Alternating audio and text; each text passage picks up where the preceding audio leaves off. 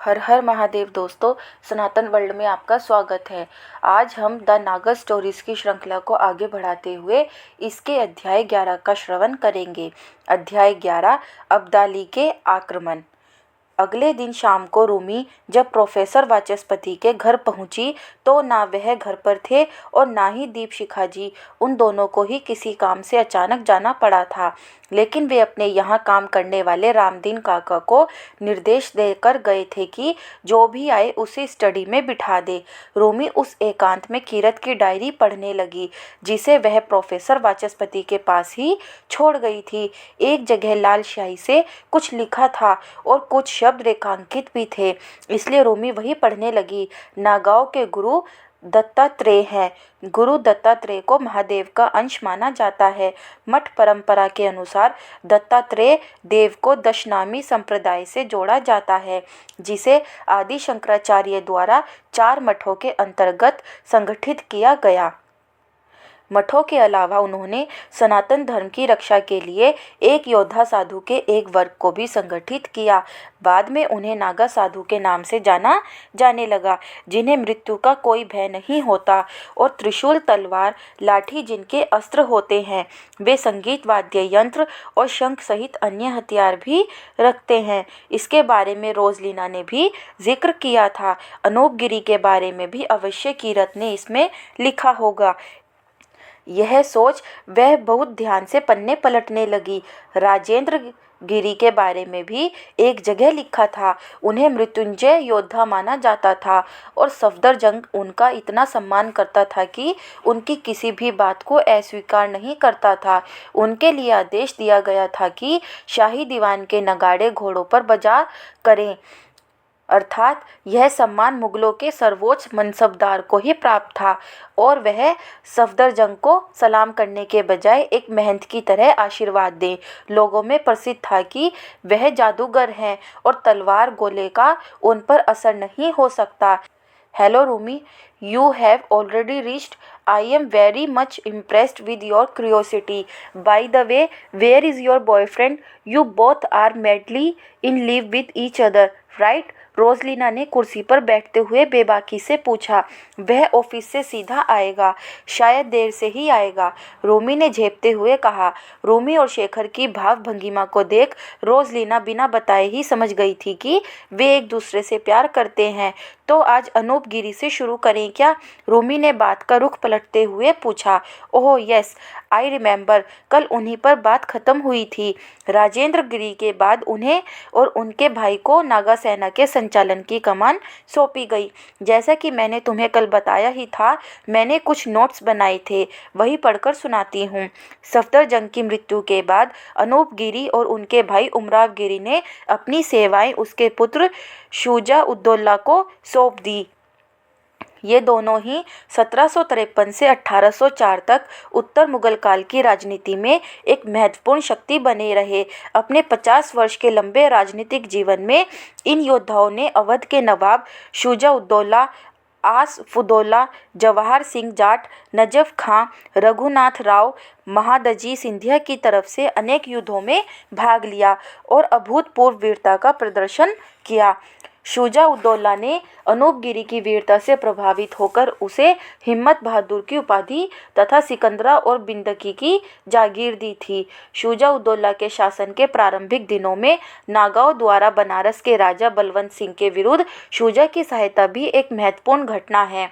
सफदरजंग जिन दिनों दिल्ली में गृह युद्ध में फंसा हुआ था, उस समय उसकी अनुपस्थिति का लाभ उठाकर अवध के जागीरदारों ने अपनी स्थिति मजबूत कर ली। उस काल में बनारस के राजा बलवंत सिंह ने अपनी शक्ति का अत्यधिक विस्तार किया।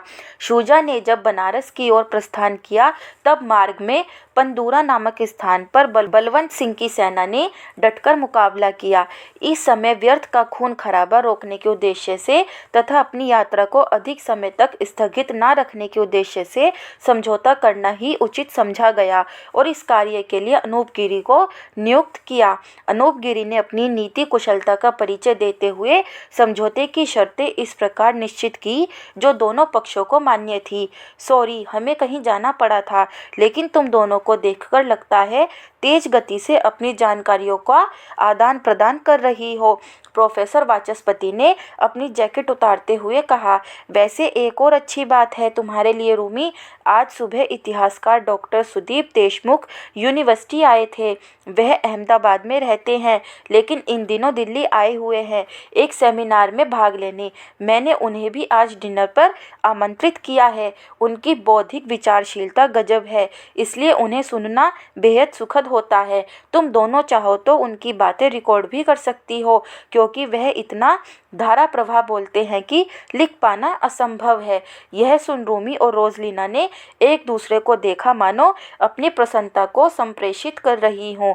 तब तक शेखर भी आ गया था, वरना रूमी यह सोचकर परेशान हो रही थी कि ऐसा न हो कि वह डॉक्टर देशमुख से मिल ना पाए। तुम लोग जारी रखो अपनी बात, मैं दीपशिखा की थोड़ी मदद करके आता हूँ। करना पड़ता है ऐसा। शेखर, खासकर तुम तो यह बात अच्छे से समझ लो, वरना बीवी की डांट खाते रहना। इनकी बातों को ज़्यादा गंभीरता से मत लेना शेखर। दीपशिखा कब स्टडी में आ गई थी किसी को उस हास परिहास में पता ही नहीं लगा था। आप बाहर चलिए, आज तो सचमुच मदद करवाऊंगी। वह हंसी और वे दोनों किचन की ओर बढ़ गए। रोजलिना ने नोट्स पढ़ने शुरू किए। 1757 में अनूप गिरी ने दिल्ली के राजकुमारों के विरुद्ध शुजा-उद-दौला की सहायता की। 1756 के अंत में अफगानिस्तान का बादशाह अहमद शाह अब्दाली फिर से उत्तर भारत आया। अफगान शासक अहमद शाह अब्दाली सन 1748 में नादिर शाह की मौत के बाद अफगानिस्तान का शासक और दुर्रानी साम्राज्य का संस्थापक बना था। उसने भारत पर सन 1748 से सन 1758 तक कई बार चढ़ाई की और अपने दल बल के साथ रक्तपात और मूल्यवान संपदा की लूटपाट करता रहा। उस समय मुगल अत्यंत कमज़ोर थे और इस्लामी आक्रमणकारियों का विरोध करने के लिए उत्तरी भारत में कोई अन्य हिंदू शक्ति नहीं थी। उसने अपना सबसे बड़ा हमला सन 1757 में जनवरी में दिल्ली पर किया। उस समय दिल्ली का शासक आलमगीर द्वितीय था। वह बहुत ही कमज़ोर और डरपोक शासक था। उसने अब्दाली से अपमानजनक संधि की, जिसमें एक शर्त दिल्ली को लूटने की अनुमति देना था। अहमद शाह एक माह तक दिल्ली में ठहरकर लूटमार करता रहा। वहाँ की लूट में उसे करोड़ों की संपदा हाथ लगी थी। दिल्ली लूटने के बाद अब्दाली का लालच बढ़ गया। उसने दिल्ली से आसपास के छोटे छोटे राज्य की जाटों की रियासतों को भी लूटने का मन बनाया। ब्रिज पर अधिकार करने के लिए उसने जाटों और मराठों के विवाद की स्थिति का पूरी तरह से फायदा उठाया। अहमद शाह अब्दाली पठानों की सेना के साथ दिल्ली से आगरा की ओर चला। अब्दाली की सेना की पहली मुठभेड़ जाटों के साथ बल्लभगढ़ में हुई।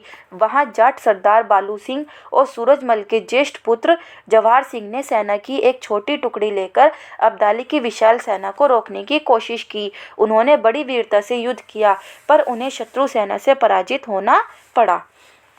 अब्दाली द्वारा मथुरा और ब्रिज की भीषण लूट बहुत ही क्रूर और बर्बरी थी, जहां उसका नागा साधुओं से संघर्ष हुआ।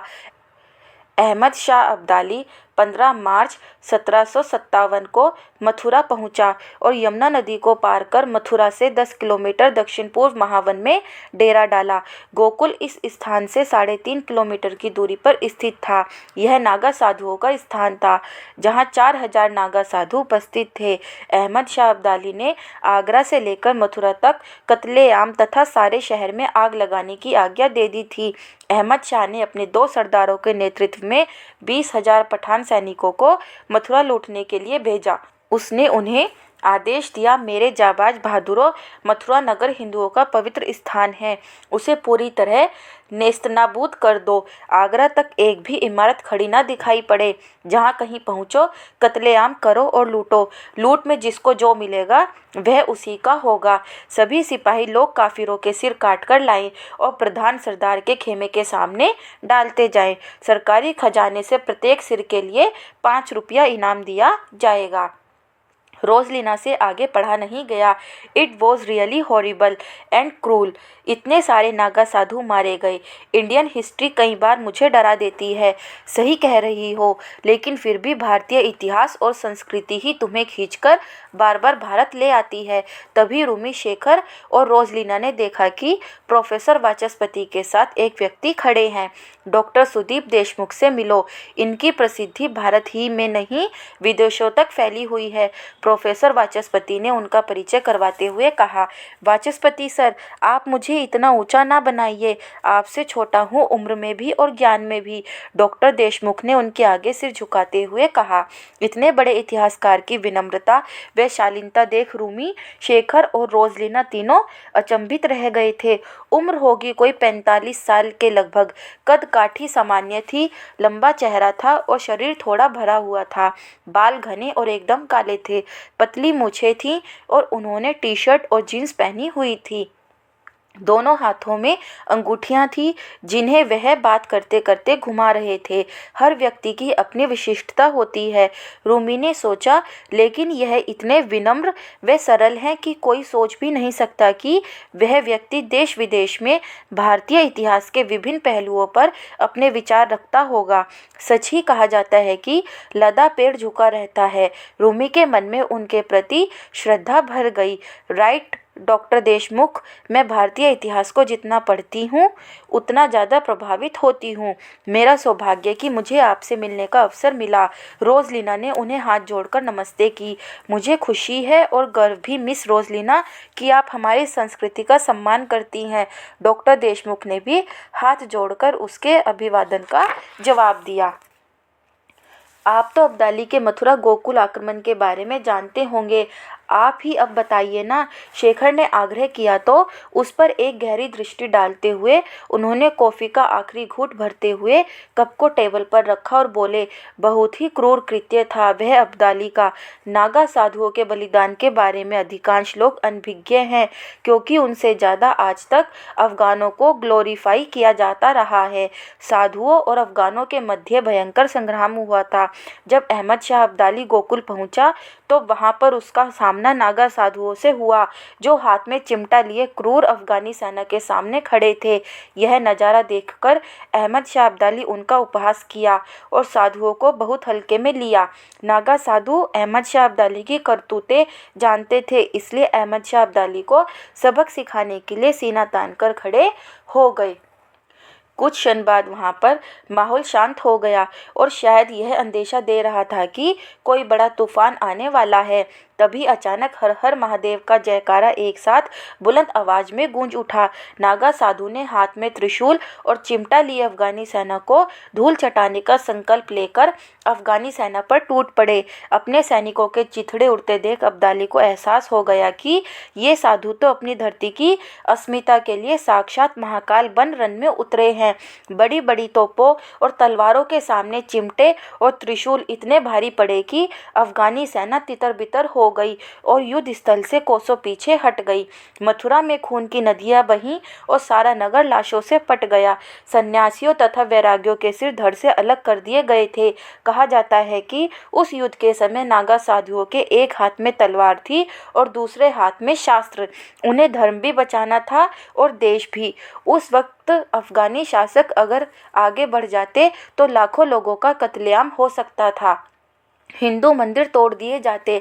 लेकिन हर साधु ने अपनी बहादुरी का परिचय दिया और मरने से पहले एक एक साधु ने सैकड़ों दुश्मनों को धूल में मिला दिया था।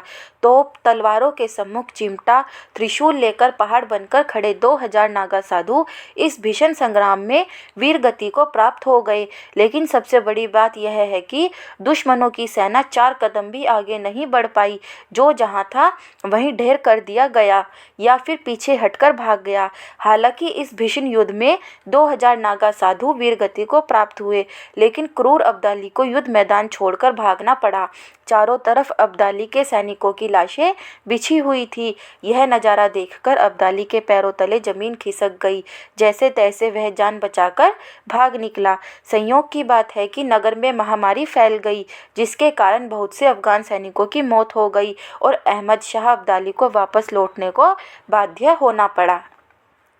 इस प्रकार नागाओं की वीरता और दैवीय मदद से गोकुल लूटमार से बच गया। गोकुल महावन से वापसी में अब्दाली ने फिर से वृंदावन में लूट की। मथुरा वृंदावन की लूट में ही अब्दाली को लगभग 12 करोड़ रुपए की धनराशि प्राप्त हुई, जिसे वह 30,000 घोड़ों, खच्चरों और ऊँटों पर लाद कर ले गया। डॉक्टर देशमुख, क्या यह सच है कि अब्दाली द्वारा दिल्ली और मथुरा के बीच ऐसा भारी विध्वंस किया गया था कि आगरा दिल्ली सड़क पर एक भी झोपड़ी ऐसी नहीं बची थी जिसमें एक आदमी भी जीवित रहा हो? रोजलीना ने उनसे पूछा। उसके लिए जैसे इस सब पर विश्वास करना मुश्किल हो रहा था। हाँ, यह दिल दहलाने वाला सच है, डॉक्टर देशमुख ने गंभीर स्वर से कहा।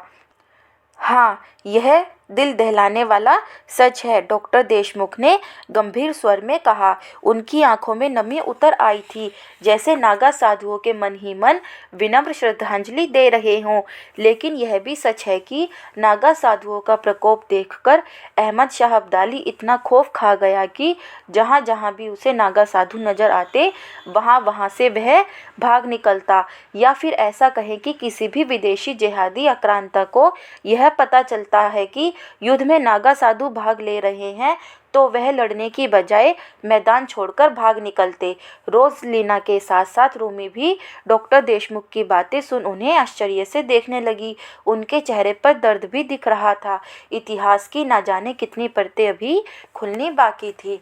दोस्तों, अगर आपको यह स्टोरी अच्छी लगी हो तो प्लीज़ वीडियो को लाइक और शेयर करें और चैनल को सब्सक्राइब करें और कमेंट में हर हर महादेव लिखना ना भूलें।